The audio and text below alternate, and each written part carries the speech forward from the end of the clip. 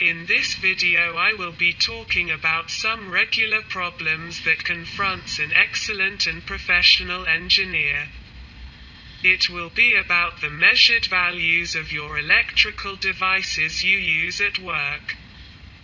For example, let's say I have to record the voltage, current and power dissipation of a machine or an equipment, during a laboratory experiment or during testing for the average values of the output, current, power, etc. If you take your measurements from one measuring device always.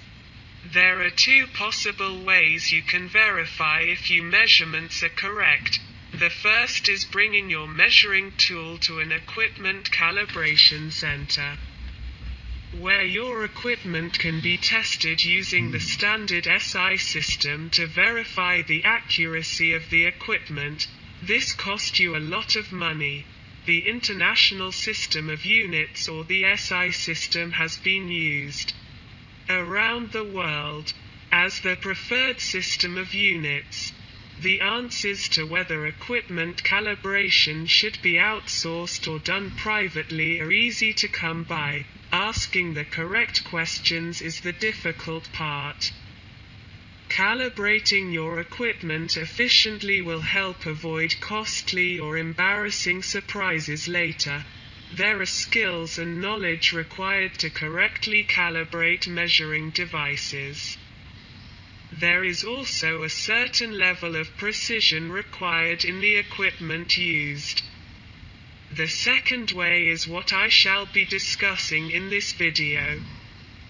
In the second way, all you need is to take the same measurements at the same time using 2 or 3 different equipments to verify the accuracy of your measuring device. If the other equipments used have precision values in range of ±5%, the verified equipment is deemed to have correct measurements. The argument may be, it may cost me money to buy the 2 or 3 other devices. You do not need to buy them. You can equally rent those devices for a short period of time, or you can take your devices to that office where you are supposed to rent them, and request to use their devices for a short period of time by setting up everything you needed to accomplish this, at the spot.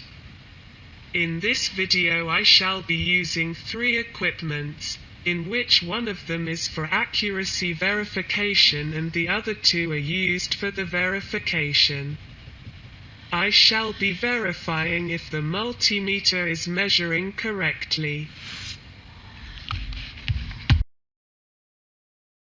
Devices I am going to use in this video. This is a multimeter for measuring current, voltage, resistance and so on.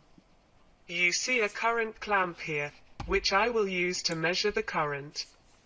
With a traditional ammeter you would have to galvanically cut many cables in order to be able to carry out measurements. This is easier with the clamp meter. Simply put it around the conductor and measurement is taken.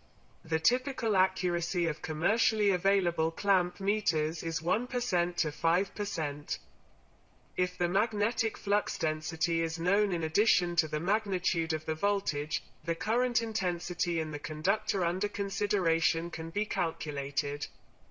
And it is precisely this task that current clamps perform in the conventional sense. Here you see a modified power strip. This makes it easy to measure current passing through the test device without having to cut your device cable. This is also a current clamp, comes together with the multimeter I earlier showed you. With this current clamp one will be able to measure currents whose values range are in amperes and not in micro or milliamperes. These are measuring cables for the connection. Here you have an electrical testing gear used for testing different devices. Using it for function tests you can be able to read out the current, voltage, power consumptions or outputs of a specific device as specified by the device manufacturer.